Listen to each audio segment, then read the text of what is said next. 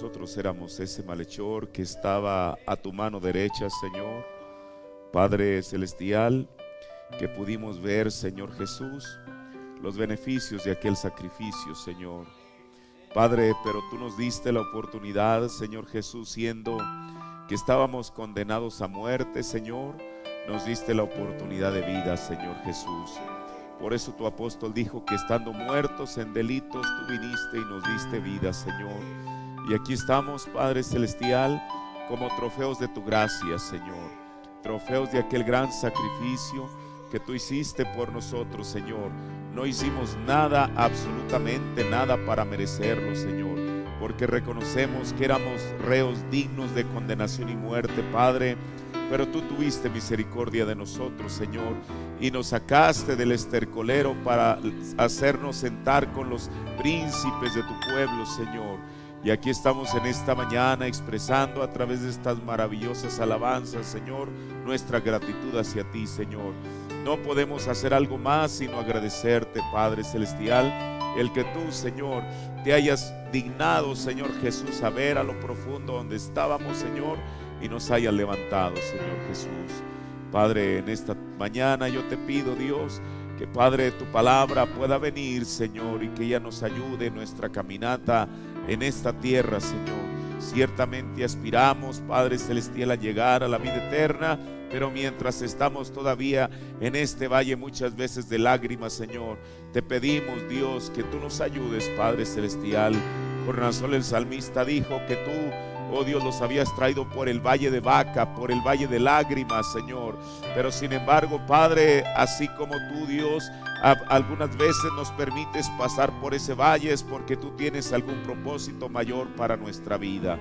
Señor, bendice a tu pueblo en esta mañana y danos de tu palabra, Señor. Yo me pongo en tus manos y te pido, Padre Celestial, que tú me ayudes en la exposición de ella y que pueda ser recibida en el corazón de cada uno de tus hijos. En el nombre del Señor Jesucristo. Amén. Dios bendiga a cada uno de ustedes en esta mañana. Bienvenidos en el nombre todo suficiente de nuestro Señor Jesucristo. Vamos a tomar las escrituras en el capítulo 28 del primer libro de la Biblia, es decir, de Génesis. Vamos a ver el verso 14 para continuar con este tema que hemos llamado vínculo familiar. Este es el sermón número 54. Y en esta mañana quiero continuar con algo que comencé, quizá lo termine en esta mañana, un subtema donde estuvimos hablando sobre la depresión. En esta mañana vamos a ir más específicamente a lo que es este tema, siempre confiando que el Señor nos ayude, porque yo creo que no hay persona aquí ni en cualquier otro lugar que en algún momento de su vida no haya pasado por momentos así. Y solamente la persona que sabe, que pasa por eso, sabe el sufrimiento que eso ocasiona. Y mire, voy a ir poco a poco en esto, y yo creo que quizá ninguno de nosotros, no hay escuela para padres, a veces uno va aprendiendo de las experiencias y a veces de las malas experiencias, pero yo creo que el Señor sí nos puede decir muchas cosas que nos pueden ayudar, no solamente para ser mejores padres, sino también para que nuestros hijos sean mejores hijos. Génesis 29:14, y será tu descendencia como el polvo de la tierra, y te extenderás al occidente y al oriente y al norte y al sur, y todas las familias de la tierra serán benditas en ti y en tu descendencia. Amén. Tomen su asiento. En esta mañana quiero hablar un poquito acerca de la depresión. Mire, y bueno, como yo le decía en días pasados, yo no tengo una formación, digamos, profesional para hablar de este tema, pero sí pues he tratado de investigar algunas cosas que a verlas desde una óptica cristiana, desde luego, que nos pueden ayudar a todos, ¿verdad? Mire, bueno, quiero comenzar diciendo esto: la depresión es una condición que se distingue por sentimientos de falta de valía. ¿Qué es falta de valía? O sea, que la persona se sienta que no tiene valor. Falta de valía, decaimiento y angustia. Esas son, digamos, lo que más se puede ver en lo que es la depresión. Ahora, pero no solamente es eso, sino mire, si uno mirara dentro de una persona que está deprimida, sí, hermano, si pudiera, ok. la persona que está deprimida, para comenzar, es desdichada. Y yo creo que una persona desdichada, pues es una persona que sufre. Y también tiene un concepto pesimista de la vida. Dicen que la vida depende del cristal por medio del cual se mire. Ahí se habla del vaso medio lleno, del vaso medio vacío. Entonces, la persona depende del cristal del cual, el anteojo, el cual esté mirando la vida. Bueno, eso es la percepción de la vida misma que va a tener. Porque mire, la vida en sí misma es complicada, y más en el tiempo presente. ¿Por qué? Porque existe más maldad que antes, existe más violencia que antes. Existe a veces dentro del núcleo familiar, hay muchas cosas que influyen en que haya conflictos dentro de la familia misma. Inclusive los desastres naturales, como si algo faltara. Yo le puedo asegurar que mucha de la gente que ha sido afectada por estos recientes huracanes que parece que vienen en serie uno tras otro, el temblor aquí en México, cada una de aquellas personas que fueron afectadas en sus bienes, pero al final, si fueran los bienes solamente, eso se repone, si hay vida suficiente. Pero aquellas personas que fueron afectadas con algún ser querido que de una manera inesperada tuvo o falleció en esos eventos naturales, eso trae muchas cosas en la persona misma, aquella que lo sufre. Ahora, por eso la persona deprimida es vulnerable a lo amenazante y hasta a las frustraciones insignificantes pueden aumentar sus sentimientos depresivos. O sea, puede ser demasiado sensible. Cualquier cosa, por mínima que sea, tiene una afección en ella. Porque cuando la persona se encuentra en este estado de depresión, es más sensible a cualquier cosa. Y una cosa importante, mire, y en esto que voy a decir, ¿cuántos de nosotros no nos hemos visto retratados así? Una persona que está en un estado depresivo piensa que todo cuanto hace le sale mal. Parece que cualquier cosa que intenta en esta vida, nada le sale bien. Ahora, y eso mismo, desde luego, trae un efecto en la persona misma. ¿Por qué? Porque se va a sentir incompetente. Esa es la primera cosa. La segunda es que se va a sentir indigno de amor y también de respeto del prójimo.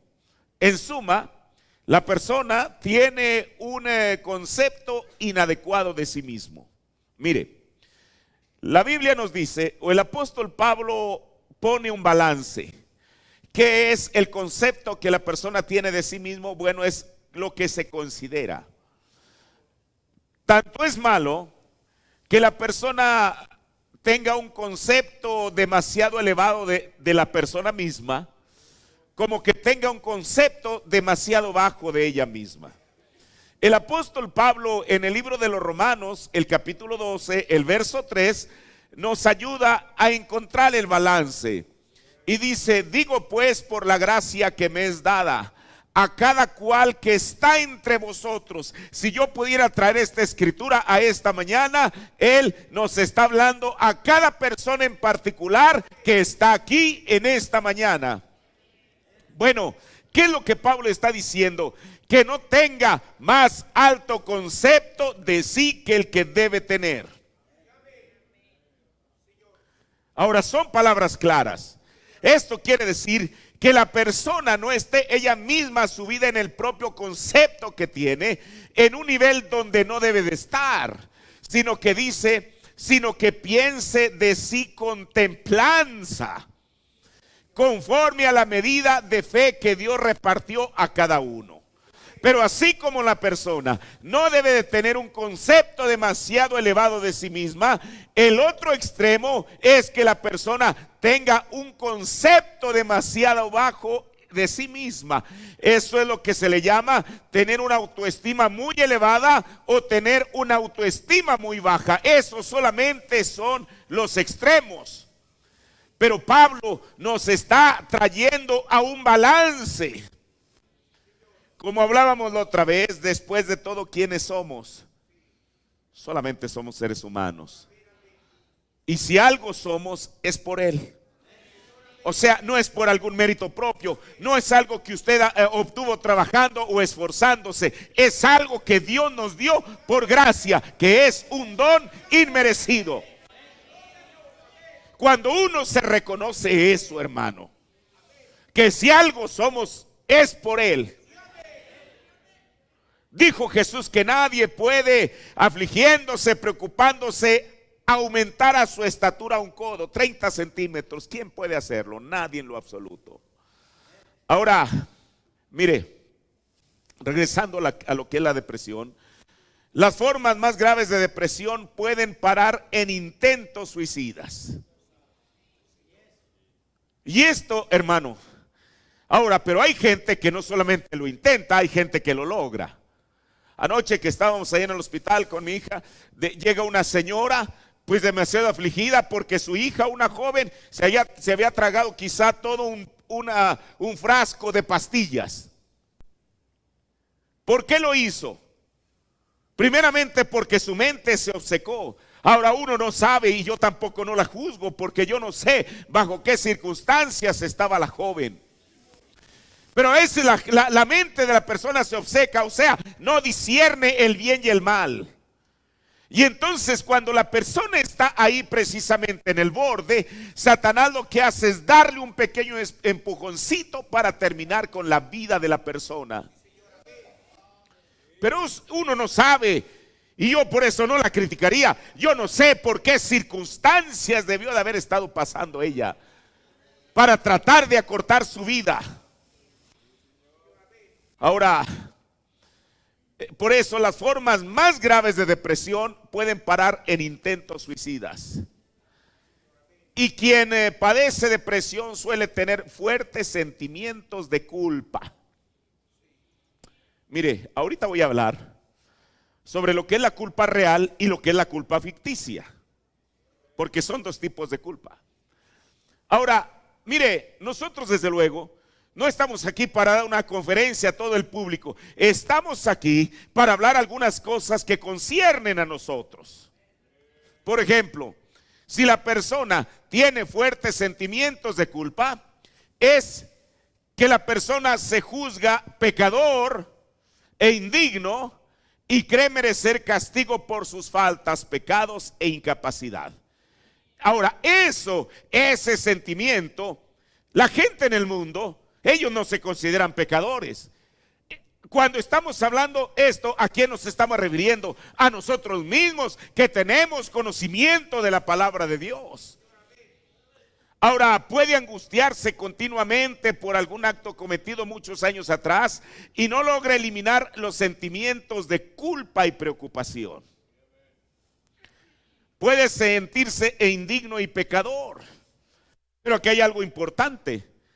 E interpreta mal la palabra de Dios, porque en esta mañana, en mayor o menor proporción, nosotros conocemos algo de la Biblia. Entonces, una persona estando en un estado depresivo, una persona que estudia la Biblia, que sabe de la Biblia, bueno, se siente indigno y pecador, pero interpreta mal la palabra de Dios, fijando la atención solo en los juicios, en los versículos de juicio y condenación. Ahora, ese es un mal enfoque, desde luego. Porque aunque hay versículos que tratan sobre el juicio y condenación, también hay otros que hablan sobre el amor, el perdón, la misericordia y la gracia de Dios. Pero la persona en ese estado depresivo, aún la Biblia, le pone la lupa solamente, mire qué cosa, no en aquellos versículos que la pueden ayudar a la persona a salir de esa condición, sino en aquellos versículos que siente que la hunden más, que es pecador y que Dios condena al pecador. Pero quiero decirle algo, como hemos dicho, el profeta dijo, Dios lo que aborrece es el pecado, pero Él ama al pecador. Ahora eso es lo que dijo el profeta de Dios, no es mi propia, no es una frase mía. Ahora, entonces la persona parece incapaz de aceptar el bondadoso plan de Dios. Parece que se le hace demasiado bueno para que sea cierto. De que Dios murió, de que Jesucristo murió para perdonarnos. A la persona se le hace, ahora estoy hablando de una persona que está en un estado depresivo. Parece incapaz de aceptar el bondadoso plan de Dios y el perdón de Dios, exactamente como lo presentan las Sagradas Escrituras. ¿Por qué? Porque se siente indigno de amor y de perdón. Hermano, nadie fue perdonado, nadie es perdonado, nadie será perdonado porque sea digno. El único digno es Jesucristo. Ahora mire, aquí es donde voy a tratar una línea que usted la pueda ver, ojalá y les pueda ver. Mire, hay que trazar una línea clínica entre quien padece una reacción depresiva psicótica y quien sufre de reacción depresiva neurótica. Usted dice, bueno, ¿qué es una cosa y qué es otra? Mire, la depresión neurótica suele ser más situacional. O sea, ¿a qué me refiero con situacional? O sea, se le puede atribuir a ciertas circunstancias de la Biblia, de la vida. La depresión neurótica puede ser más situacional que la psicótica y su origen a menudo puede hallarse en un suceso precipitante. ¿Por qué? Por ejemplo, una persona que que eventualmente pierde a un ser querido, muchas veces eso mete a la persona en un estado depresivo. O que de pronto se queda sin empleo. Mire, yo recuerdo cuando hubo la crisis de 1995 aquí en México, porque en el año 94 fue un año muy próspero para todo el mundo. Y entonces, usted sabe, los bancos que pensaban que en ese tiempo todo iba a ser un boom económico, a cualquier persona presentando yo era vendedor en aquel tiempo y yo sé eso de primera mano, presentando solamente un recibo de pago, le autorizaban un crédito para un auto, para una casa. A finales del 94, principios del 95, este país entra en una crisis severa. Y aquella gente que había dado la primera letra del auto, que había dado la primera letra de la casa, ahora ¿con qué lo iban a pagar? Si de la noche a la mañana se encuentran desempleados. Mire, yo recuerdo haber escuchado en las noticias en aquel entonces que era común ver que la gente se arrojaba a las vías del metro. Y otra hacía cualquier otra cosa. ¿Por qué? Porque esa situación estacional los había sumergido en un estado de depresión. ¿Y ahora qué voy a hacer? ¿Con qué voy a pagar el auto? ¿Con qué voy a pagar la casa si no tengo dinero suficiente? Bueno, ese tipo de depresión llamada neurótica, que su origen a menudo puede hallarse en un suceso precipitante, o sea que sucede inesperadamente. El otro tipo de depresión, que es neuropsicótica, la víctima por lo común ha tenido una larga historia de continuos periodos de tristeza y episodios depresivos. O sea, es un estado en el cual la persona, como alguien que se está ahogando, entonces siente que le estallan los pulmones, entonces sale a la superficie, da una bocanada de aire, respira un poco y vuelve a caer en eso. Eso es este tipo de depresión que es llamada psicótica. O sea, cuando la persona está continuamente en un estado depresivo. Ahora, en las reacciones depresivas neuróticas no aparecen las delusiones, o sea, esto quiere decir algo engañoso, y alucinaciones frecuentes quienes sufren la depresión psicótica. La persona deprimida es esencialmente un individuo quien desde hace muchos años viene forjándose sentimientos de indignidad.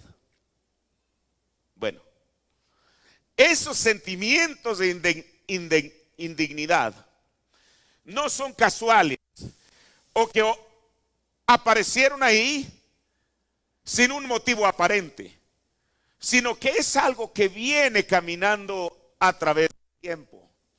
Y mire, una persona, separemos esto, ya le dije, una persona puede caer en un estado depresivo por un evento en su vida que no esperaba. Y la persona no lo puede superar. Siente que no tiene la fuerza suficiente para poder salir de esa condición. Y realmente no hay ningún ser humano que tenga la fuerza de carácter para poder muchas veces salir de esa condición. Pero nuestra ayuda, nuestro auxilio viene del Señor. Por eso, esa es una de las cosas. Mire, por eso yo estoy poniendo este fundamento. Porque, como decíamos, una persona en un estado depresivo, si ha de leer la Biblia, la lee, pero solamente para encontrar aquellas partes de la palabra de Dios que lo condenan. ¿Y sabe por qué? Tienen más efecto esas partes, esos pasajes de la Biblia que lo condenan, por la condición de la persona misma. Pero si tan solo logra enfocar un poquito el binocular, en vez de ver aquellos versículos condenatorios, ¿por qué no va hacia otro lado y comienza a ver aquellos versículos que hablan del amor, la misericordia, el perdón y la gracia de Dios, que son tan inspirados como los otros? Solamente de esa manera el barco se puede traer otra vez a su lugar. Por eso, mire, pueden haber varios factores que contribuyen a la depresión de la persona. Aquí les voy a enumerar por incisos.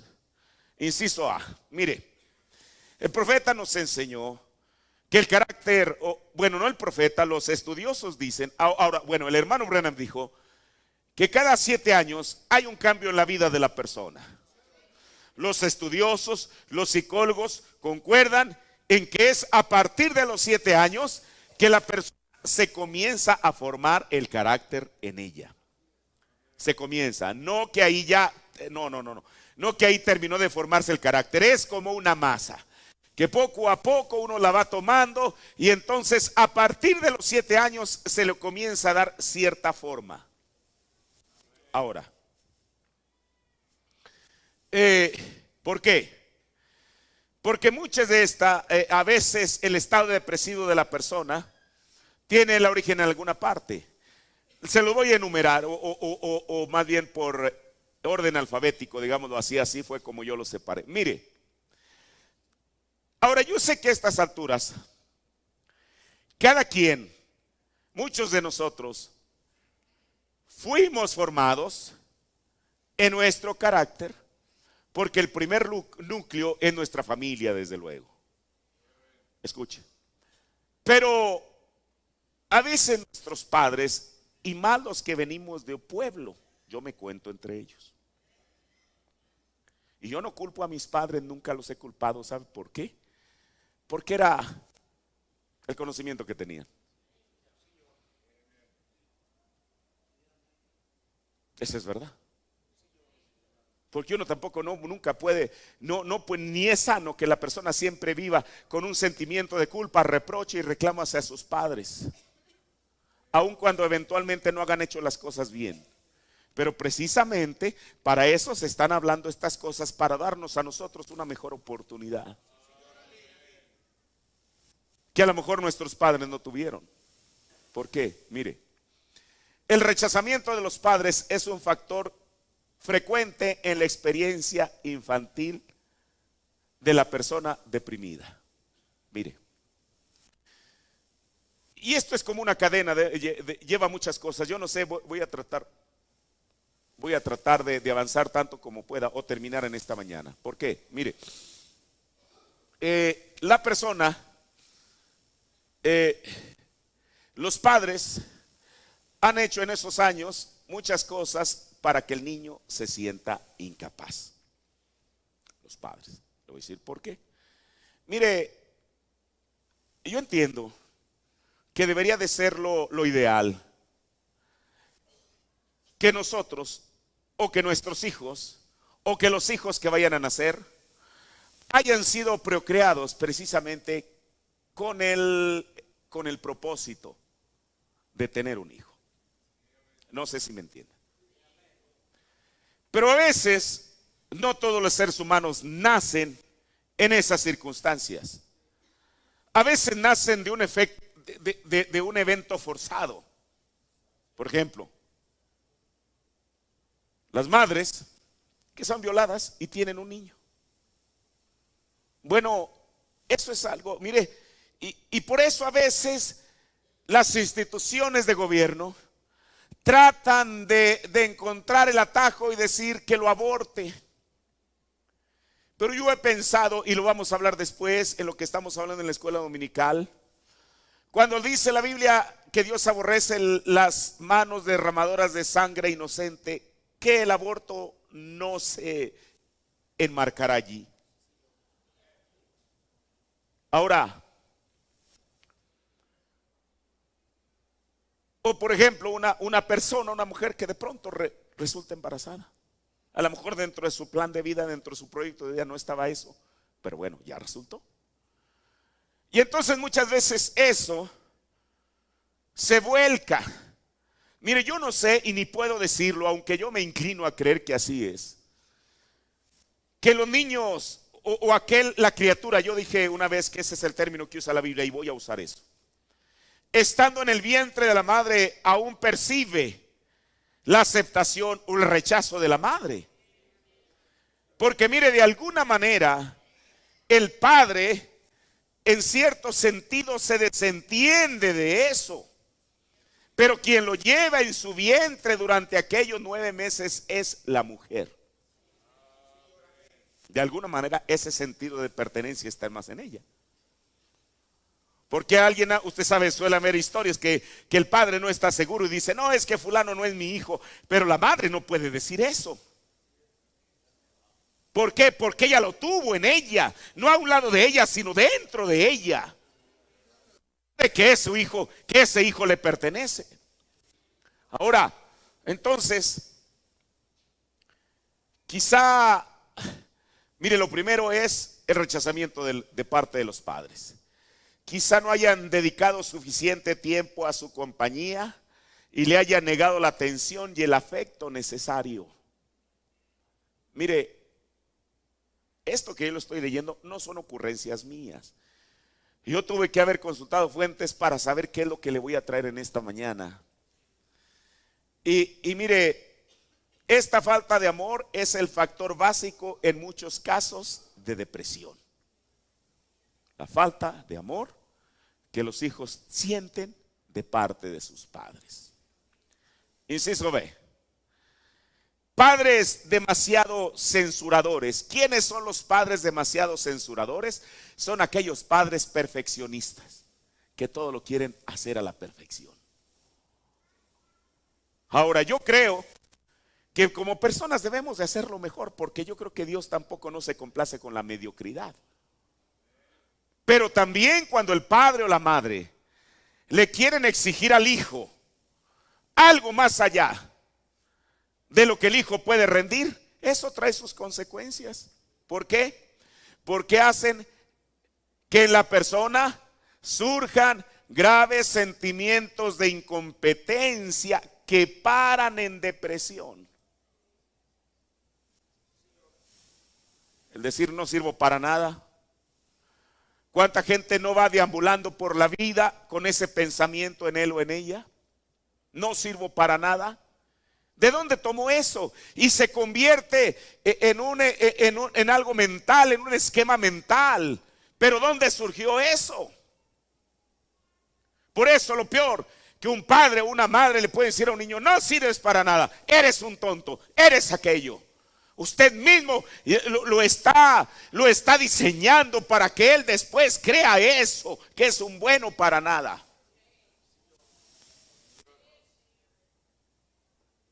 Por eso le digo, no hay escuelas para padres, pero estas cosas nos ayudan.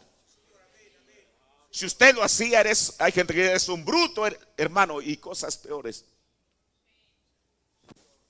Usted le está poniendo esa etiqueta, que a lo mejor es una etiqueta, pero después va a ser la camisa, la camiseta, que el niño va a lucir toda su vida.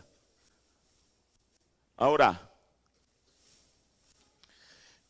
en vez de alentar al niño, pero mire, A veces uno es tan mezquino aún para eso. Nos cuesta tanto trabajo y decir te felicito. ¿Por qué?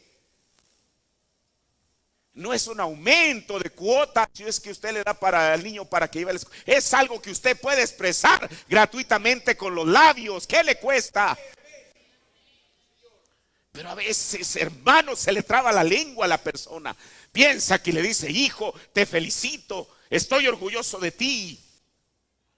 Piensa que eso va a envanecer al niño. No lo va a envanecer, le va a dar un sentimiento de seguridad, que sabe que al menos alguien está valorando aquello que pudiera parecer insignificante.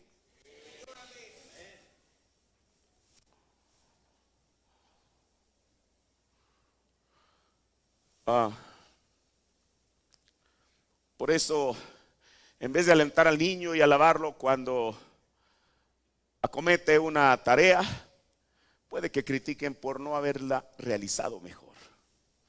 Ahora, depende en la manera. Dice el dicho aquí en México: en la manera de pedir está el dar. Yo creo que hay una gran diferencia en decirle eres un inútil, a que le diga: hijo, lo hiciste muy bien, pero quizá para la otra lo puedes hacer mejor. Eso anima al niño. Ah, sí, es verdad. Quiere decir que mis padres están sintiendo que yo tengo mayor capacidad. Y eso es algo que se practica. Es como una persona que va al gimnasio y está, y al rato tiene unos músculos que le rompen las mangas de la camisa. Si la persona es capaz, hermano, eso no cuesta. Pero hay personas a las que sí le cuesta demasiado, hermano. Y traigámoslo a nosotros. Si hay personas que son mezquinas para darle a Dios, usted dice: ¿qué le puedo dar a Dios? Una alabanza. A veces el director: hermanos, levanten las manos. Esa es una manufactura. Mira, ayer estábamos por aquí en la reunión donde fuimos, y un hermano me decía: oiga, los haitianos danzan nomás porque sí. Mire, yo sé que no es mi tema, pero ellos literalmente traen la música por dentro. Para comenzar, son personas de color, y el hecho de que son personas de color no los degrada. Yo no vi una sola persona blanca en Haití. Son personas de color. Usted tráigalos al servicio y usted ve a los niños. El director lo único que hace, yo por ahí tengo un video, se lo voy a mostrar. El director lo único que hace es entonar la alabanza. Eso es todo. La gente hace lo demás. No es alguien: hermano, un pasito para adelante, un pasito para atrás. Hermano, eso es manufactura. Por eso ese tipo de personas con el tiempo se caen de la pared porque estaban colgadas con masking. Y claro, yo no voy a decir: bueno, yo, como ellos lo hacen, yo también. Hermano, si alguna vez yo voy a hacer esto, yo siempre he dicho que el Señor me haga hacerlo. De otra manera, solamente estoy copiando al vecino, solamente para quedar bien con los demás. En esas personas es natural. Uno tiene que verlos. Yo le decía a los hermanos: mire, es un país de los más pobres. Y no digo como crítica, yo sé que bueno, cada quien donde lo puso. Estaban tocando una guitarrita que yo le calculé menos 40, 50 años de antigüedad de esa guitarra, que le faltaba una cuerda, y eso impedía que los músicos alabaran. Claro que no. Alguna batería, dije yo, la próxima vez que venga, si el Señor me concede, yo quisiera decir: hermano, tenga, le voy a dar $200, 300 y cómprese una batería nueva. Los platillos parecían, ya les faltan dientes. Un trombón. Y no estoy diciendo esto como burla. A lo que yo me estoy refiriendo es que ellos, con eso que tienen, se lo estaban entregando al Señor. Pero a veces uno hasta un amén. No le voy a decir amén, porque Él no está diciendo: no voy a alabar al Señor. No, yo vengo de mal humor y quiero demostrarle al Señor que vengo de mal humor. ¿Usted cree que eso le importa a Él? Ay, usted impresiona a Dios. Sí, vengo de mal humor, que lo sepa. Para eso viene aquí, hermano, para cambiar nuestra actitud hacia Él. Hermano, si uno es mezquino para darle una alabanza a Dios, ¿cuánto más no será para con los hijos? Qué cosa. Mire, por eso,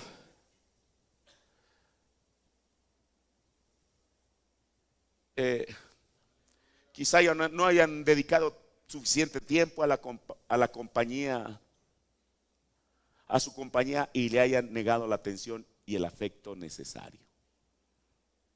Esa falta de amor básico en muchos casos, esa falta de amor es factor básico en muchos casos de depresión.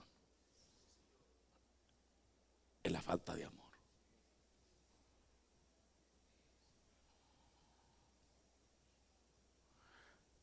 Padres, le decía, demasiados censuradores. Aquí es donde iba.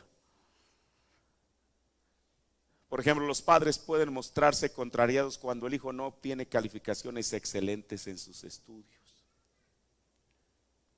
En vez de preguntarle a él, ¿nos habremos preguntado a nosotros? ¿Y sabe qué? En vez de animarlo y alabarlo por sus esfuerzos, lo reprenden y lo critican. Y esto tiene un efecto, porque esto hace que el niño considere mínima su valía, o sea que está devaluado. Y crea que lo único que le queda es fracasar. Mire, yo he estado algunas veces en Europa. Y ayer precisamente que estaba en el seguro, estaba viendo una clínica que está enfrente y tenían ahí no tenía ninguna forma, ¿no? Unos cuadros rojos y verdes. Y entonces yo estaba pensando que allá en Europa, en España, en Inglaterra, donde quiera que usted vaya, en Roma, para anunciar una farmacia, afuera de la farmacia ponen, y me recordó por esos colores, ponen una cruz con luces intermitentes de esas de luz LED, roja y verde. De tal manera que usted no tiene que dar, en un caso de emergencia, ¿dónde está por aquí una farmacia? No, usted a leguas la ve. ¿Sabe por qué? Y uno dice, bueno, ¿y eso qué tiene que ver? Porque muchas veces uno mismo, ahora nosotros no podemos transformar a México, pero sí podemos hacer una transformación radical en nuestra propia familia. No crear hijos que sean candidatos para el fracaso. Mire, puede ser que alguien diga, bueno, hermano, yo no tengo la capacidad para darle a mi hijo estudios universitarios o un posgrado o etcétera, pero sí tiene o debería de tener la capacidad de influir en su hijo para que él al menos aprendiera un oficio y diera lo mejor de él. La gente siempre está esperando a ver si gana el partido favorito y piensa que se los va a cobijar a todos. Eso nunca va a suceder. Si cada padre de familia, por eso mire, estas cosas yo espero que estén penetrando en mí y en quien tengan que hacerlo y que nos ayuden, hermano. Por eso situaciones similares multiplicadas por el correr de los años son la raíz de muchos casos de grave depresión. La crítica de los padres también puede asumir forma pasiva, es decir, la indiferencia. Una cosa es que el padre esté con el dedo inquisitivo o la madre, censurando, condenando, criticando, denostando, casi poniéndolo debajo de la suela de los zapatos al niño. Y otra cosa es que no le interese. Tan mala es una cosa como es otra. Porque usted diga, ay hermano, pues yo no siquiera no lo regaño. Sí, pero siempre está con su vista está en otro lado.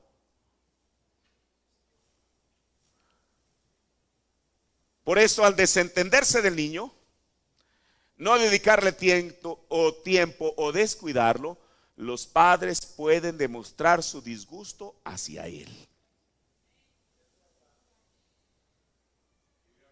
Pero estamos en un momento en el cual, bueno, el Facebook, el WhatsApp, la televisión, hay tantos distractores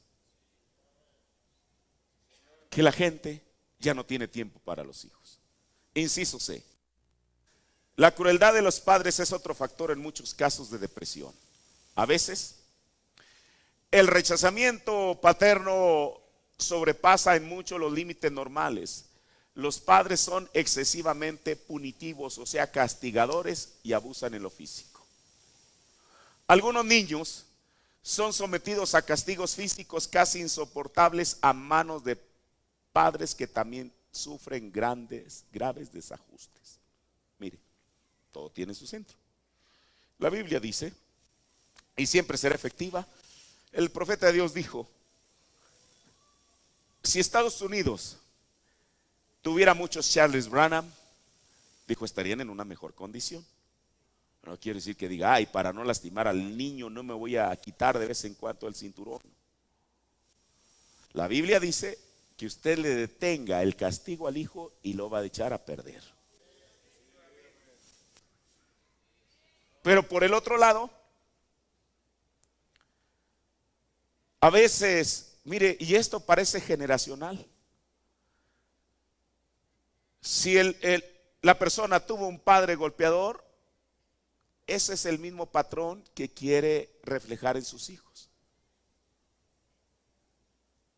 Ahora, quizá nosotros no lo podamos evitar en el mundo entero, pero estamos hablando de estas cosas como un momento de reflexión para saber que la depresión que sube y baja, como la temperatura, tuvo un origen. ¿Sí me explico? Ahora,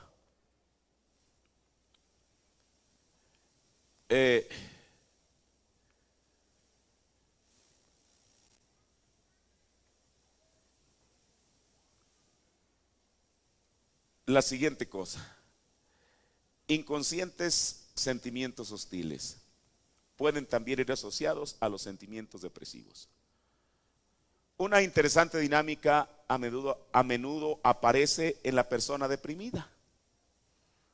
Y es cuando es criada en su hogar falto de afecto y seguridad, la persona puede haberse formado fuertes sentimientos de indignidad y pecaminosidad.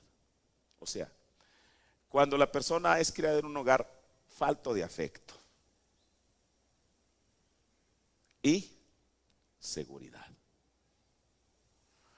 tiene profundo resentimiento por el maltrato que sus padres le han dado, pero teme expresar esa hostilidad hacia ellos.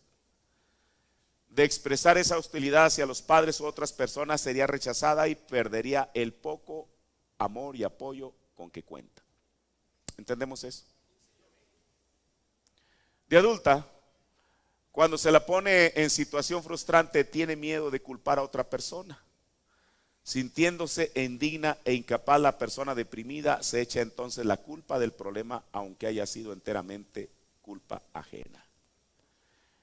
Evita así perder un amigo, como habría ocurrido de reaccionar airadamente y satisface su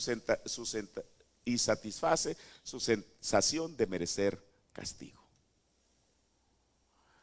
Esta forma los psicólogos le llaman intrapunitiva, que es, o sea, el castigo con la que la persona se autoflagela, se autocastiga.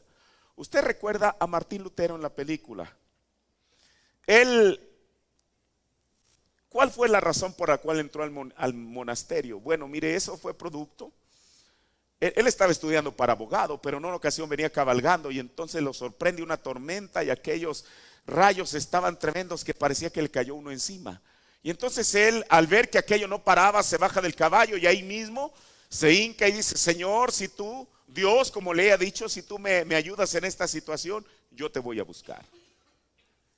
El asunto que en aquel tiempo, para una persona que buscaba a Dios, no había otro remedio ni otra alternativa sino el sistema católico. ¿Y qué fue lo que hizo él? Él buscaba la paz en su corazón, pero esa paz no la podía encontrar ni abriendo la boca para que le pusieran una hostia. Pero entonces buscó autoflagelarse, que era eso, él mismo tomaba un látigo y si quizá tenía heridas en su espalda, en su pecho, quizá en su afán de encontrar la paz con Dios.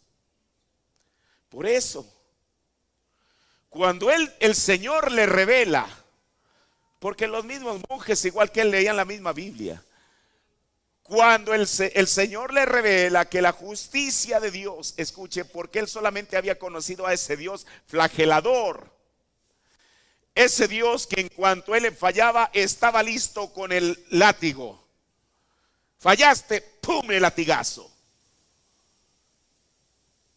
Ahora, yo entiendo lo que el profeta dijo, que el amor de Dios es correctivo.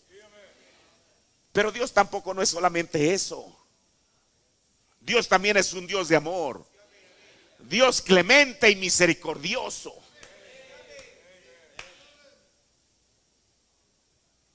Porque una persona puede tener suficientes versículos de la Biblia para ella misma autocondenarse y mandarse al infierno. Y ahí están. Yo mismo los he leído. A mí nadie me ha contado. Pero entonces, ¿qué de la otra parte? ¿Qué de la misericordia de Dios? Eso es lo que Lutero no conocía. Él solamente conocía el látigo. Por eso, cuando él descubre que la justicia de Dios se descubre de fe en fe, porque está escrito: el justo por la fe vivirá.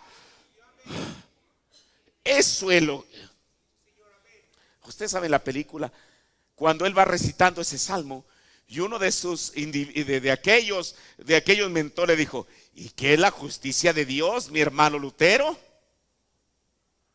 Dijo: aquella justicia de Dios no solamente es la que castiga, sino también la que perdona. Y le dijo: ¿y esto dónde lo aprendiste? ¿En el seminario? No. ¿Es tu propia interpretación? Dijo: quizás sí. Y era una buena interpretación la que él tenía. Ahora,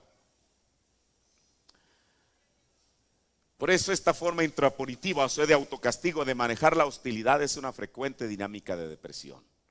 Lo último, una pasada experiencia traumática puede ser la raíz de los sentimientos depresivos.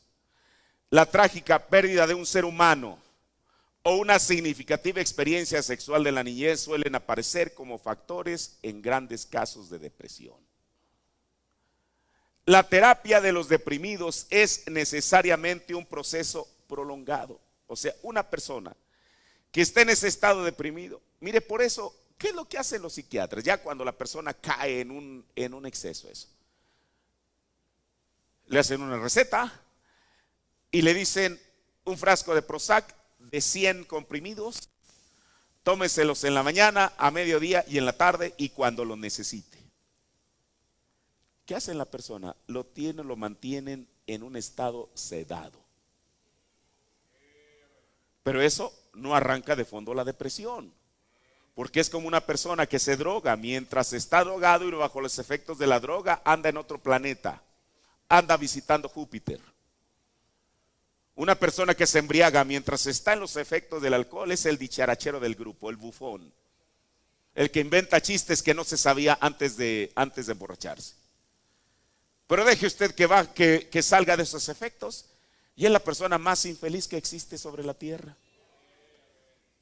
¿Qué hizo el alcohol? Lo metió en una cápsula solamente. En esto es exactamente lo mismo.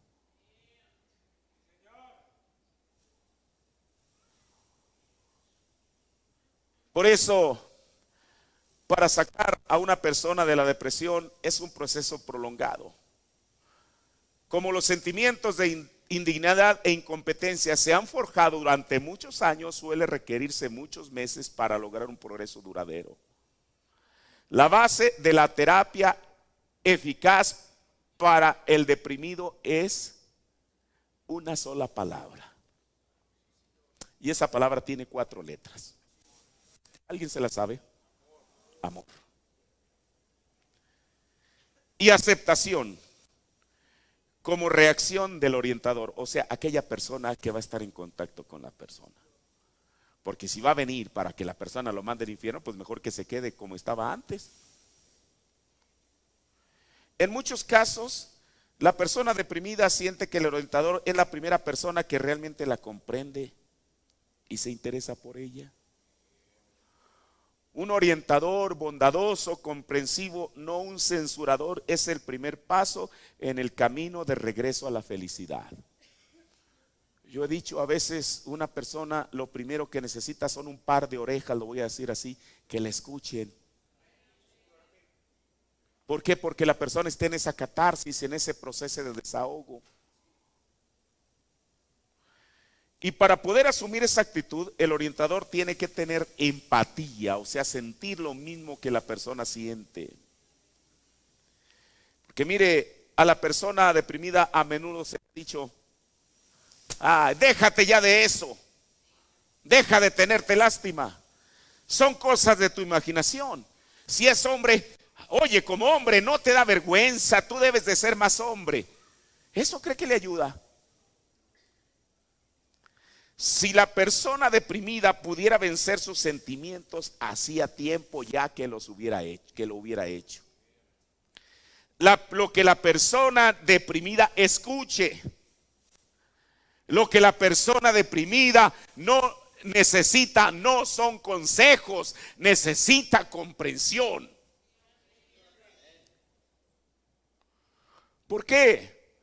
Porque conforme la persona deprimida vaya depositando su confianza en el consejero, podrá sentirse en libertad para hablar de experiencias infantiles que provocaron los sentimientos de angustia y depresión. El orientador puede ayudar a que el paciente comprenda el efecto del razonamiento El orientador puede ayudar a que el paciente comprenda el efecto del rechazamiento por parte de sus padres sobre su conducta presente. En cuanto a la persona cuyos padres le plantearon metas inalcanzables, por ejemplo, puede ayudarse al paciente a reconocer que las elevadísimas normas y actitud censuradora de los padres provocaron en él sentimientos de incompetencia y fracaso.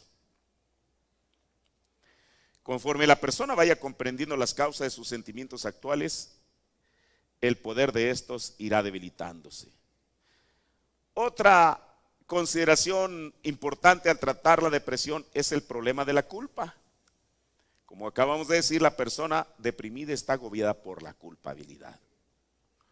Por lo común, esto no obedece a que sea más pecadora que su prójimo, sino porque sus experiencias infantiles lo han hecho hipersensible a las faltas. Mire, y aquí los psicólogos manejan estos términos. Yo voy a tratar de explicárselo lo mejor que pueda. Lo que es el superego, el superyo o conciencia. Nosotros lo vamos a tomar como la conciencia, que es lo que es familiar para nosotros. Que es la actitud del individuo respecto a las consecuencias morales o sociales de su conducta. De él nacen los sentimientos de culpabilidad, o sea, del superego, superyo o la conciencia. Al tratar a esta clase de persona, el orientador debe ayudarle a comprender la diferencia, escuche, esto es importante, entre la culpa real y la culpa ficticia. La culpa real es el poder del Espíritu Santo que nos convence de haber transgredido las leyes de Dios. Eso es algo real. Sin embargo, aún para la culpa real quiero decirle que hay perdón. Mire, el hermano Branham dice en el Consolador, predicado el 1 de octubre del 61, párrafo 189. Él está orando y dice: yo te pido que tú consueles todo corazón ahí en esta noche. Consuela a esa gente, dala de tu espíritu, sana a los enfermos y afligidos. Toma a esa mujer deprimida, a ese hombre deprimido, joven o jovencita, y que ellos aparten su mirada en esta noche de sus pecados, que ellos aparten su mirada de las cosas del mundo a Jesús, quien prometió que Él estaría dentro de nosotros. Aun si la persona está agobiada por una culpa real, para eso Dios tiene la solución. ¿Cuál es la solución? Dijo el profeta: a esa mujer deprimida, a ese hombre deprimido, a ese joven deprimido, a esa jovencita deprimida, que ellos aparten su mirada de sus pecados, porque a lo mejor eso los tiene en esa condición. Como les decía, solamente si han de leer la Biblia, si han de leer el mensaje, solamente encuentran o parece que lo que les hace efecto son aquellas citas condenatorias o aquellos versículos condenatorios. Y yo no estoy diciendo que los ignoremos, pero también aquí el profeta está diciendo que aparten la mirada de su pecado. ¿Hacia quién? Hacia Jesús. Yo le aseguro que cualquier persona presente o ausente que está sumido o que está en un estado depresivo a causa del pecado, si hubiese estado viviendo hace 2000 años y se hubiera acercado a Jesús, yo tengo la certeza que no lo hubiera rechazado.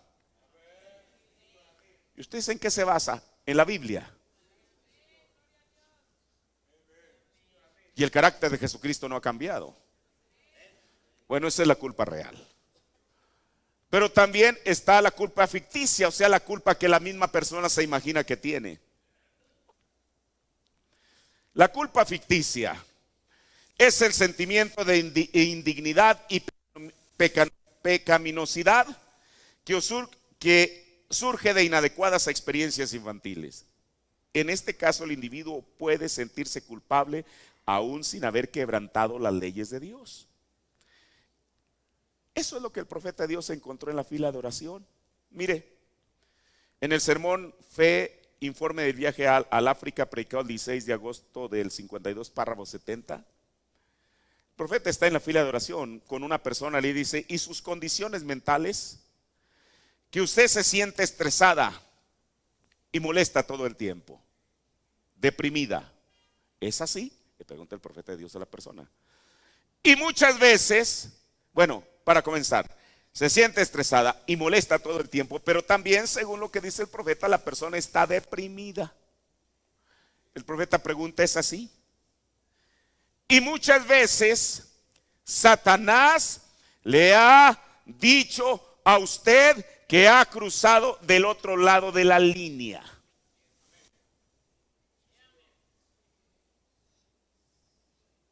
Quizá esta persona de la cual el profeta, esta mujer, eso la mantenía en ese estado depresivo, que Satanás le había dicho: tú estás acabada, ya cruzaste la línea entre misericordia y que ha cruzado la línea, que ha cruzado el otro lado de la línea, y todos aquellos, suspensivo, dice: es así, pero él ha mentido. Él ha mentido. Porque una persona, mire, una vez al hermano Branham le pusieron una pregunta en el púlpito y la persona estaba presente ahí. Dijo: hermano Branham, yo he pecado tanto. Dijo: soy indigno de venir ante su presencia. Dijo: he pecado tanto, pero ¿cree usted que todavía hay una esperanza para mí? Dijo el profeta: el hecho de que usted esté pidiendo por una oportunidad es porque hay una oportunidad. Cuando la persona no le redarguye nada, eso ya es un caso serio. Pero no importa en qué condición esté la persona, mientras hay algo punzando en su corazón por querer estar bien con Dios. Si hay un abismo que clama, es porque hay un abismo que responde.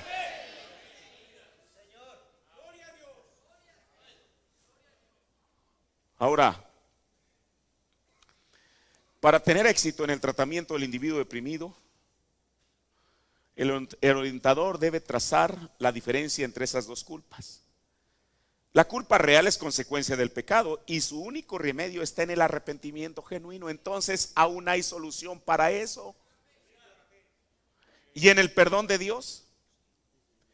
Y la Biblia está llena de pasajes bíblicos que son como una medicina para la persona que está ahí, o una medicina. Mire, uno de ellos está en el Salmo 103, el verso 12, que dice: como está lejano el oriente del occidente.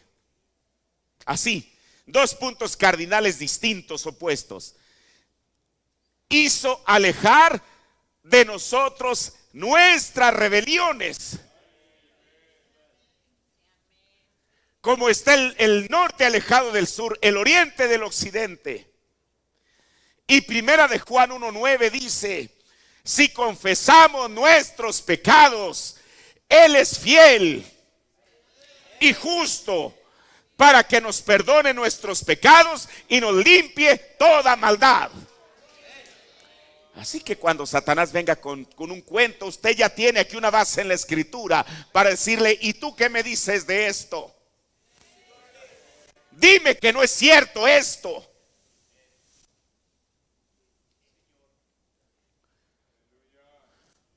Ahora mire, yo sé que la Biblia, la Biblia y aún el mensaje han sido mal usados. Pero el hecho de que alguien mal use o le dé mal uso a un versículo de la Biblia o una cita del mensaje, eso no quiere decir que haya una aplicación correcta. David pecó. Y no estamos diciendo que todo el mundo lo haga. Pero con todo y eso, el profeta le dijo: Jehová ha remitido tu pecado, no morirás. Bueno, al menos que dígale amén a la Biblia, no a mí. ¿Y sabe usted lo que dijo el profeta en el mensaje de gracia?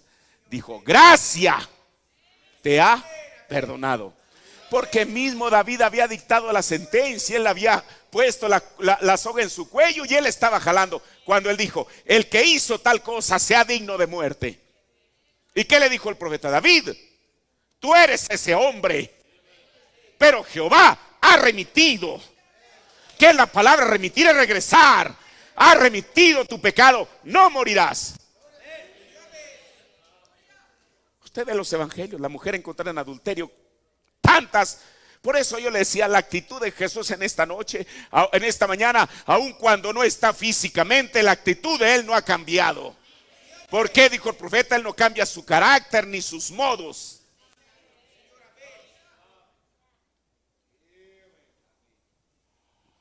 Ahora, pero cuando la persona, sin haber cometido pecados que lo ameriten, una persona se siente continuamente culpable y pecadora, el orientador debe ayudarle a comprender los factores de la niñez que produjeron su hipersensible superego. El superego es la conciencia. No es que la persona se sienta mal, no, es la conciencia. El paciente debe ver claramente que sus pensamientos sobre el mal no proceden del Espíritu Santo, sino que son un mecanismo mental, o sea, psicológico, producto de experiencias pasadas, relacionada con los sentimientos de culpa y pecaminosidad. Está la dinámica de la hostilidad intropunitiva, o sea, de castigarse la persona ella misma, flagelarse. En la terapia, el orientador debe explorar con el paciente esta dinámica para ayudarle a comprender que está volcando sus sentimientos hostiles hacia sí mismo, en lugar de darles una expresión emocional interna, o sea, en vez de expresarlos, de sacarlos. Otra importante consideración respecto a la persona deprimida es su temor a ser rechazada. Su necesidad de amor y afecto no han sido satisfechos, por eso teme que los demás no se interesen por él o por ella y que se sienta indigno o indigna de amor. Como ha sido rechazado o rechazada por sus padres, puede pensar que Dios hará otro tanto. Bueno, si mis padres, es lo que la persona piensa, si mis padres me rechazan, pues Dios también me rechaza. Si el padre del paciente fue estricto e inasequible y desamorado, es probable que el paciente se imagine a Dios estricto, inasequible y desamorado. Por eso, mire, por eso a la persona se le tiene que plantear la Biblia correctamente, porque le digo, la persona en esa condición ya está predispuesta a solamente enfocarse en los pasajes que lo están condenando.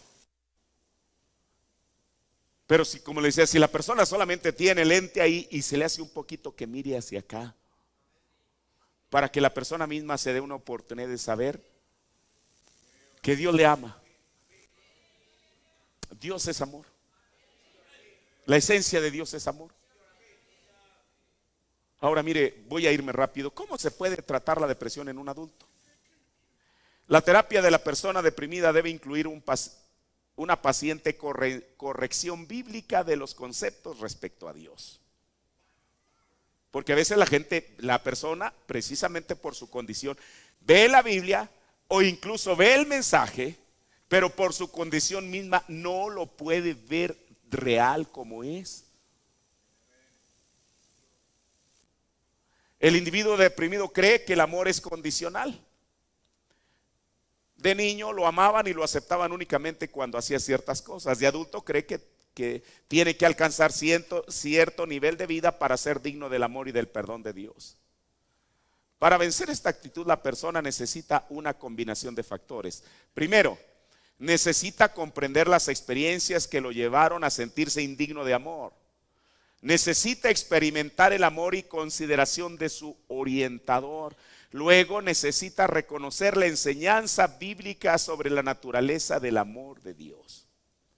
Por eso, el orientador también tiene que tener una perspectiva sana de la Biblia y del mensaje. Porque de otra manera, ¿cómo va a ayudar a la persona? Ahora,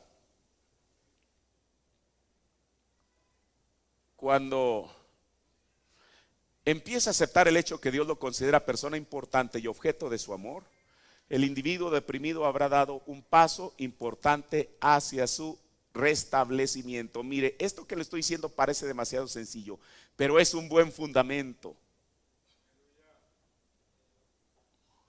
Al trabajar con un individuo deprimido hay que plantear muchas veces los conceptos expuestos. Le voy a decir por qué. Porque a veces, mire, estas cosas que estamos hablando parece que no es así, no es el caso desde luego. Parece como que yo estoy haciendo a un lado la obra del Espíritu Santo y depositándola solamente en las manos del orientador o del pastor o de la persona que va a tratar con la persona. Claro que no. Esto debe de ser hecho con la ayuda de Dios. Porque Jesús dijo: sin mí nada podéis hacer. Yo les he contado muchas veces, ya hace poco estuvo aquí este hermano, él ahorita ya en la actualidad es un hombre maduro. Yo recuerdo que él una vez me dijo: mira, hermano, cuando yo era joven, pues yo tenía los problemas propios, tentaciones, lo que usted quiera, las atracciones que un joven suele tener. Y yo iba con el pastor y le decía: hermano, mire, estoy pasando por tal y tal situación. Y entonces el pastor le decía: póngase a orar. Oiga, con eso ya se enjuagó las manos y se las lavó. Póngase a orar. Eso es importante, orar. Pero entonces, ¿para qué iba con él? Esperaba recibir una ayuda de él. Ahora, limitarse a citar versículos bíblicos y a decir a la persona cómo debería de ser, tan solo complica el problema, haciendo que el paciente se sienta deprimido y no portarse mejor. En vez de eso, con muchas sesiones de orientación, la persona puede repasar varias veces cada chispazo intuitivo hasta hacerlo carne de su carne y no simplemente conocimiento intelectual. Mire, cada concepto terapéutico debe encarnarse plenamente en la estructura de la personalidad del paciente, porque nadie es igual. Pero la depresión, bueno, aquí voy a pasar a algo y ya leo unas cosas que dijo el profeta y termino. La depresión no es propia solamente de los adultos. En años recientes se ha dado mucha atención a los trastornos emocionales de los niños. Este enfoque, mire, le voy a poner un ejemplo. Hay niños que a los 5 o 6 años de edad, incluso a los 7, se orinan todavía en la noche. Y la gente dice: bueno, este niño que no aprende, y a veces pum, lo están algueando. ¿Cómo es posible? Ya otra vez el colchón, mira cómo lo tienes. ¿Sabe una cosa? A mí una vez me tocó tener una experiencia de eso. No en mi familia, sino con alguien. Yo le dije: miren, de acuerdo al conocimiento que yo tengo, quizá el niño está siendo testigo de problemas que ustedes tienen y lo están ventilando en presencia de ellos, de él. ¿Sabe qué me dijeron? No, hermano, nosotros no tenemos problemas. Uno sabía que sí, pero bueno, ¿qué se puede hacer allí? En vez de que asuman su responsabilidad y digan: sí, hermano. Y no que a uno: hermano, perdón, no, vaya con Dios y dígale: perdón, Señor, ten misericordia de mí, ayúdame. Por eso lo peor que le puede suceder a una persona es que ignore, o aún peor, que niegue su realidad. ¿Le ayudará eso? Claro que no, en su mejoramiento no le va a ayudar. Esto ya tiene años, desde luego. Ahora, hoy en día se cree que muchos niños, tanto como adultos, padecen las etapas iniciales de la depresión. Naturalmente, esos trastornos en la niñez suelen pasar inadvertidos, pues los síntomas no son notables como en los adultos. Los padres, por ejemplo, pueden juzgar a los niños como simplemente incómodos o descontentos. Padres y maestros deben de atribuir el hecho de que un niño no obtenga satisfacción de sus relaciones sociales, a diferencias individuales, a ciertas características del desarrollo, o que el niño prefiere jugar solo. En realidad, el niño deprimido puede parecer activo e interesado en algunas actividades, sin embargo, mostrar otros indicios de perturbadora depresión. Incluso puede ser capaz de concentrarse en sus estudios, mejor dicho, corrijo. Incluso puede ser incapaz de concentrarse en sus estudios y obtener bajas calificaciones, no obstante poseer capacidad intelectual más que mediana. Frecuentemente prefiere jugar a solas y rehúsa participar en actividades sociales. El niño deprimido tiene sentimientos de autocondena y falta de valía. Suele pensar que no vale la pena vivir y en algunas ocasiones puede tener incluso intentos suicidas. La principal causa de la depresión en la niñez es la sensación de no ser amado. ¿Lo escucho? Hay muchas razones por las cuales el niño puede sentir que no lo quieren, que no calza, que no embone en la familia, o que no logra llenar las aspiraciones de sus padres o maestros.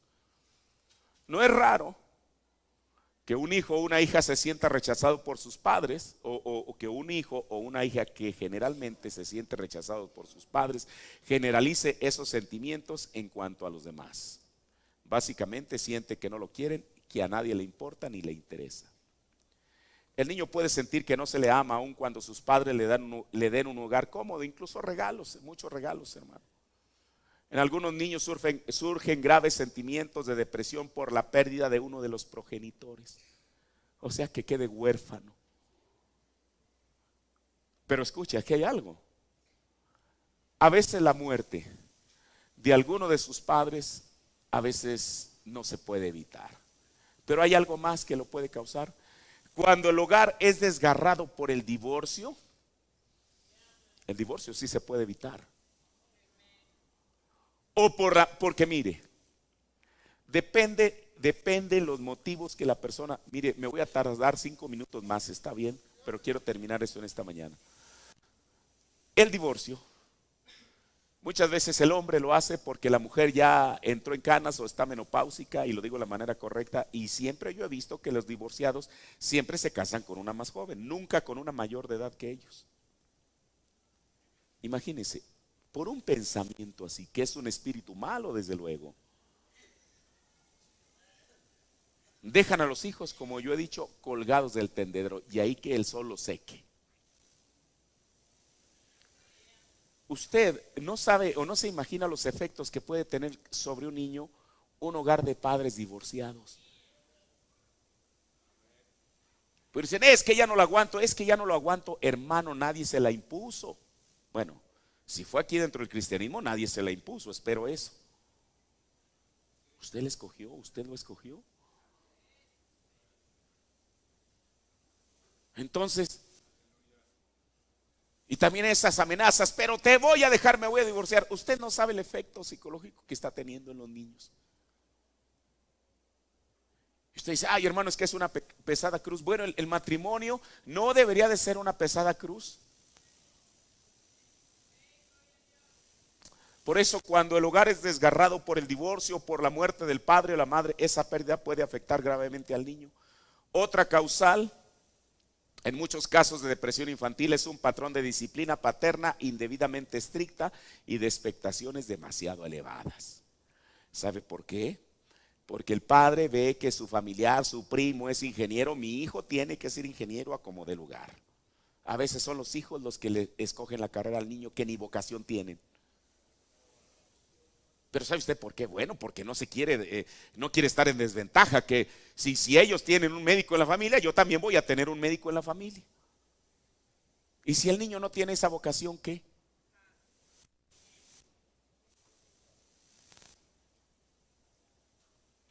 Por eso cuando los padres tratan perennemente de forzar al niño a lograr elevados niveles de éxito y lo castigan, si no logran alcanzar ese nivel, suelen producirse graves sentimientos de indignidad y descorazonamiento. Esos sentimientos de indignidad e ineptitud son la raíz de muchos sentimientos depresivos en los niños. Afines a las metas ajenas a la realidad impuestas por los padres son los casos en que estos mantienen perennemente ante el niño un molde de perfección. Cuando el niño se porta mal, quizá le digan, bueno, si es un cristiano, Dios no te ama. Oye, con eso Jesús no puede vivir en tu corazón. Bueno, ¿quién sabe eso? Si eso continúa, aún en pequeños pueden surgir graves sentimientos de culpabilidad e indignidad. Que los mismos padres sembraron. De no corregirse esas falacias, hermano, los patrones de culpa y depresión pueden desarrollarse con mayor gravedad aún años después. Hay factores físicos que a menudo desempeñan papel importante en el desarrollo de la depresión en la niñez. Aunque la enfermedad o los impedimentos físicos rara vez constituyen causas principales de depresión, suelen complicar los sentimientos de inseguridad y abandono del niño. El debilitamiento físico puede disminuir el umbral de tolerancia hasta volver al niño más susceptible a las dificultades emocionales. Ahora, esas son algunas características. ¿Cómo se puede tratar la depresión infantil? Dado que el factor principal de la depresión es el de rechazamiento y la falta de amor, el tratamiento del niño deprimido corresponde en gran parte a los padres y a los maestros. Si el niño ha de vencer la depresión, su ambiente hogareño y su atmósfera emocional deben mejorar. Los padres deben llegar a comprender la urgencia de proveer una vida hogareña acogedora y amorosa si se espera que el niño realice los ajustes adecuados y disminuya sus sentimientos depresivos. ¿Sabe por qué? Porque a veces los padres, si tienen poder adquisitivo, entre más grande sea la pantalla, no, acaba de salir el iPhone 8, mi hijo, para que tú sientas que te amo, te lo voy a ir a comprar, estoy esperando. Eso es verdad, en estos días va a salir. Yo digo, ¿para qué quiero un iPhone 8 si el que tengo sirve para lo que requiero? Pero del tamaño del sentimiento de culpa del padre, piensan sustituir el afecto paternal o maternal con el regalo y lo impresionan. Tenga, mi hijo. Si la persona tiene suficiente dinero, lo llevan a la agencia. ¿Cuál auto le gusta o te gusta? Eso no soluciona las cosas, hermano. Lo que el niño es que se le quiere afecto, no que se le compre afecto. Ahora, por eso, mire, y el hogar no son un piso con lujos y esas cosas. El profeta dijo que el hogar no son las paredes, el hogar es la atmósfera que priva allí. El profeta dice que cuando él recién se casó, ya le dije, viví en una casa muy humilde, una casa escopeta. Dijo, pero habíamos compartido algo y ese era un hogar. Porque habían compartido el amor. Por eso, conforme los padres vayan comprendiendo sus propios sentimientos y puedan discutirlos francamente, a su vez podrán satisfacer las necesidades de los niños con quienes tengan que ver. Por consiguiente, el tratamiento del niño no se dirige únicamente hacia él mismo, también hacia los adultos que intervengan en su vida. Conforme se capacite a estos para mejorar sus propias actitudes y actos, el niño irá respondiendo favorablemente.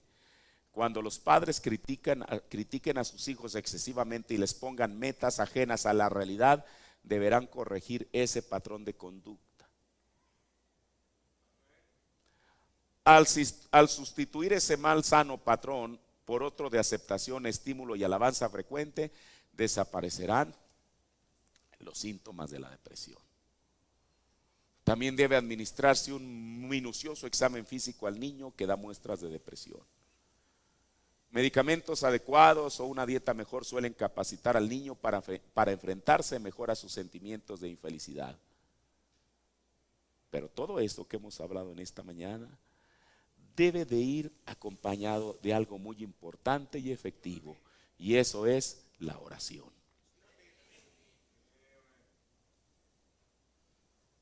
Ya estoy terminando.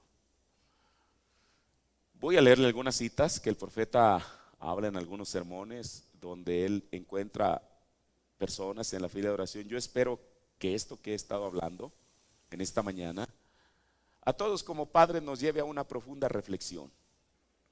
Porque esto que estamos hablando no es para censurar a nadie, es como un espejo en el cual cada persona se debe de mirar. Y si nosotros estamos en esta condición, pues es mejor corregirla.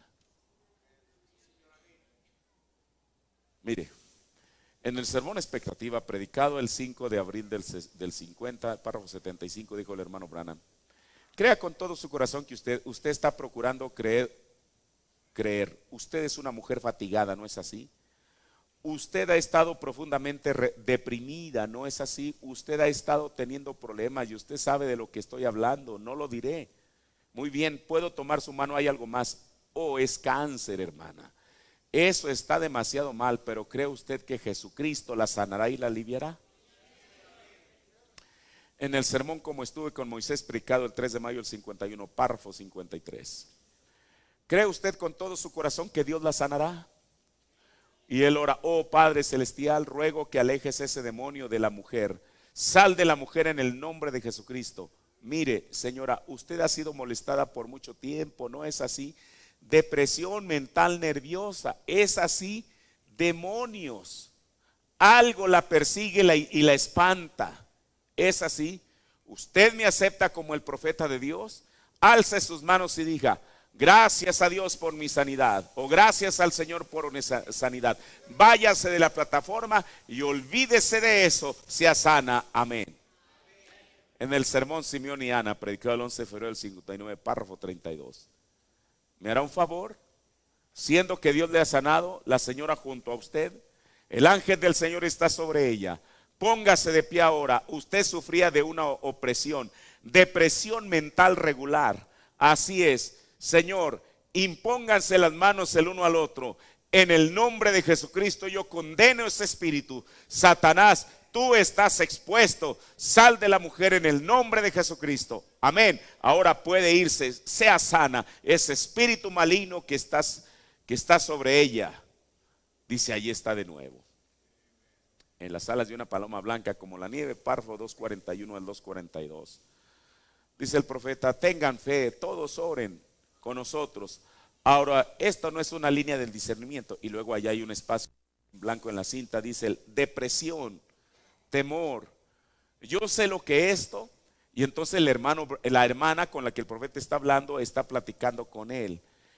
O le habla al hermano Branham, y entonces él dice: pobrecita, dice que jamás ha conocido la paz en su vida. La misma cosa que yo, no puede dormir, tensión nerviosa.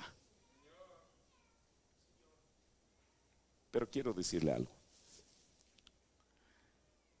Jesús, con su muerte y con su resurrección, venció la depresión. No hay mal que Él no haya vencido. En Hebreos capítulo 2, parte 2, párrafo 149, dice el profeta: Él rompió el velo de las enfermedades. Él rompió el velo del pecado. Él rompió el velo de la preocupación. Él rompió el velo de la depresión. ¿Quién lo hizo? Jesús. Ya estoy terminando. Mire, en una ocasión, la Biblia en el libro de Mateo y en el libro de San Lucas, en San Mateo el Señor Jesús les dice: vosotros oraréis así. Y Él comienza a decir: Padre nuestro que estás en los cielos, santificado sea tu nombre, etcétera, etcétera. El libro de San Lucas, antes que Jesús les enseñe a sus discípulos, dice que ellos se acercaron con Jesús y le dijeron: Señor, Juan el profeta, esto el profeta lo digo yo, pero era un profeta, Juan les enseñó a sus discípulos a orar. O sea, Juan les enseñó, a aquellos que seguían su ministerio les enseñó a orar. Y él dijo: Señor, tú también enséñanos a orar.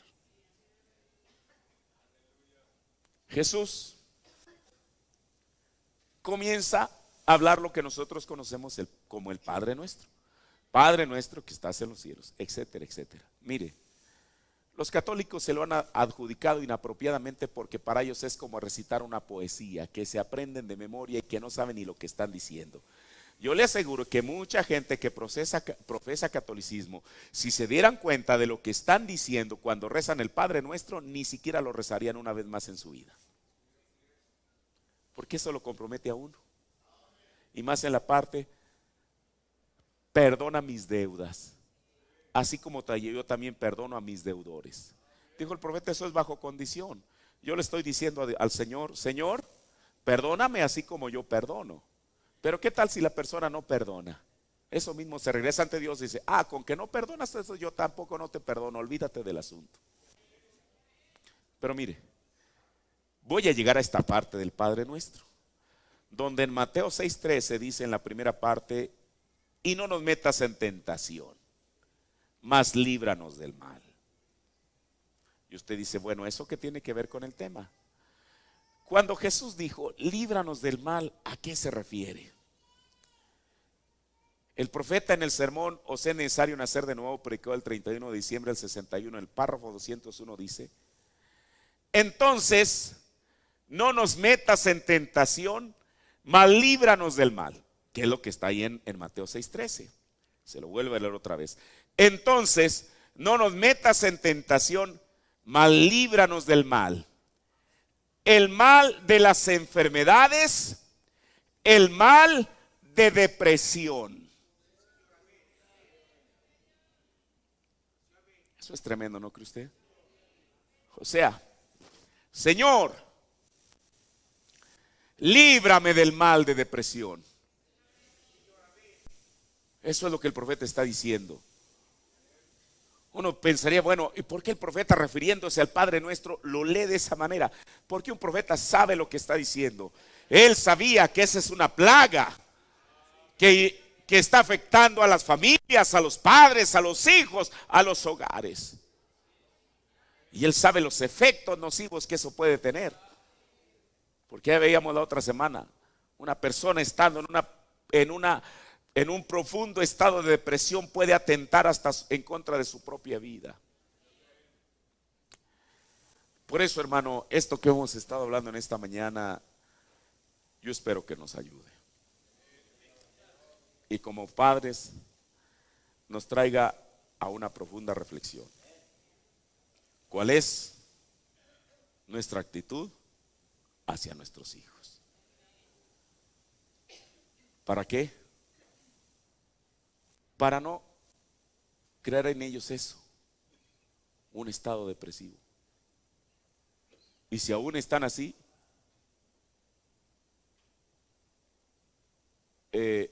invirtamos, o sea, invertir, hacer lo contrario. Si usted era demasiado exigente con el niño y le exigía cosas más allá de su capacidad, entiéndalo. No le esté censurando a cada momento y diciéndole: eres un inútil, eres esto, porque eso es lo que lo va a hacer. Esa es la formación que le va a dar. Pero por el otro lado, mire, hay un artículo que se llama, por aquí yo lo tenía, y tan solo el nombre está tremendo. Déjeme ver, ya terminó ahora sí. Se llama, creo que se llama "Cuando nos negamos a ser padres". Y esto no quiere decir cuando las personas, sí, cuando nos negamos a ser padres. Esto no quiere decir que la persona se niegue a ser padre porque practique el control de la natalidad. Se niega a ser padre cuando se desentiende, quizás se va a un proveedor religiosamente cada fin de semana: mujer, aquí está tu gasto. Pero eso no es todo. Cuando la persona se niega a ser padre es cuando se desentiende de los hijos y en vez de platicar con ellos, en vez de aconsejarles correctamente, tiene el control de televisor en la mano y cambiando. Hoy en día ya no son los canales del 1 al 13 que eran antes, ahora pueden llegar hasta el 200 porque bueno, ahorita todo es digital. Y la persona se desentiende o se niega a ser el padre, a cumplir con esa mayordomía que Dios le dio.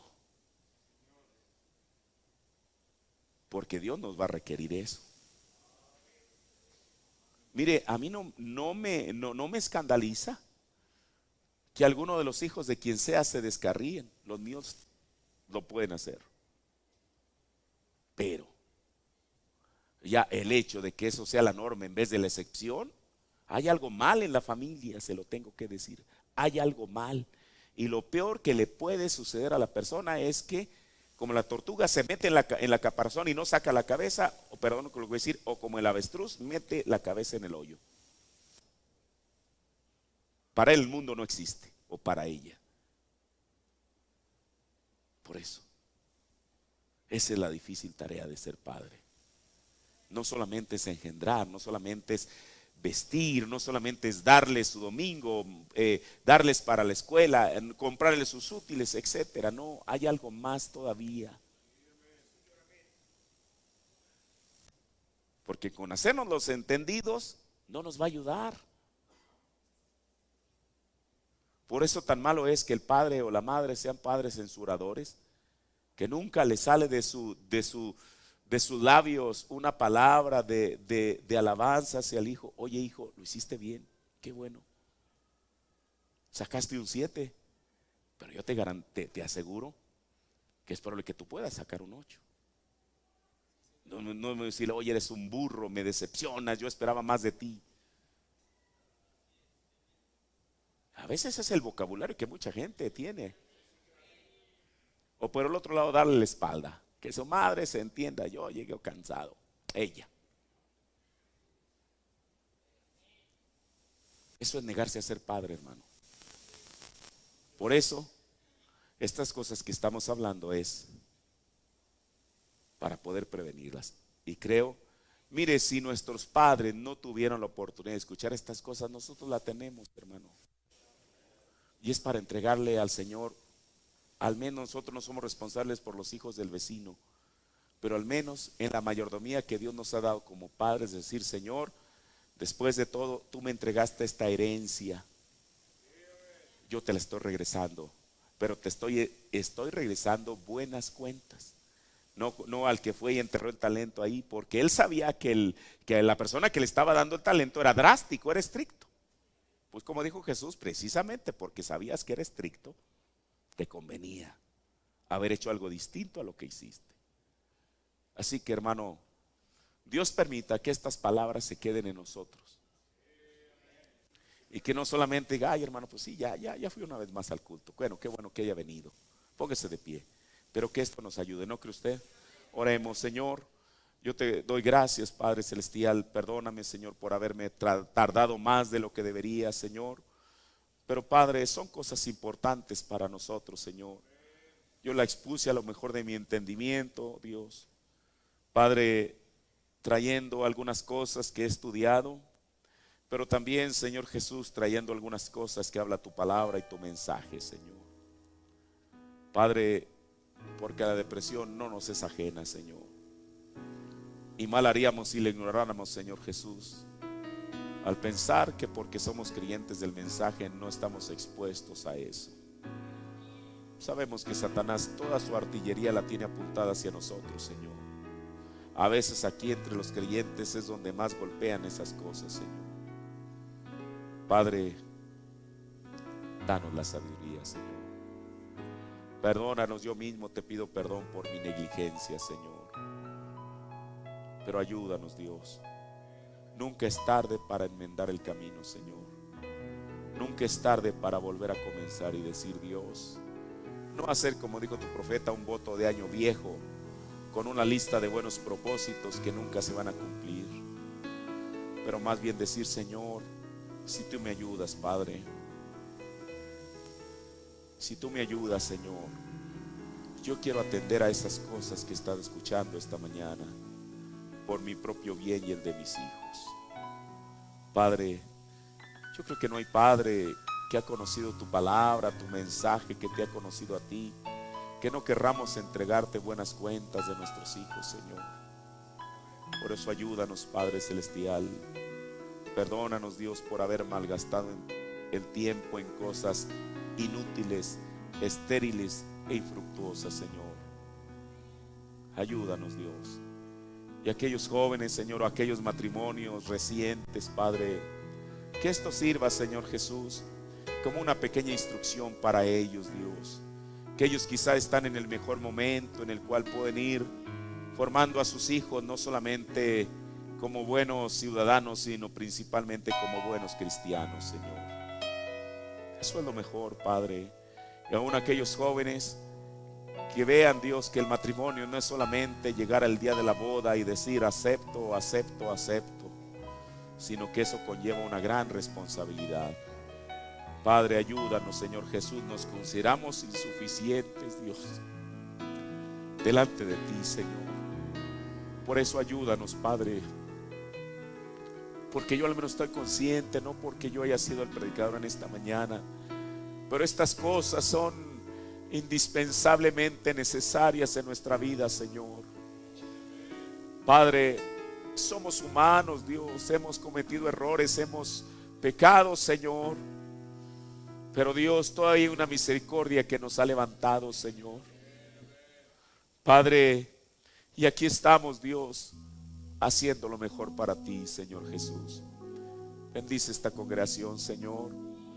Que tu palabra, Padre Celestial, haga eco en nuestros corazones, Señor, y que ella nos ayude. Ese es el propósito para el cual ha sido enviada, ha sido hablada. En el nombre del Señor Jesucristo. Amén. Gloria a nuestro Dios. Entonamos un canto, hermanos. Hoy es un poquito tarde, no voy a entrar voy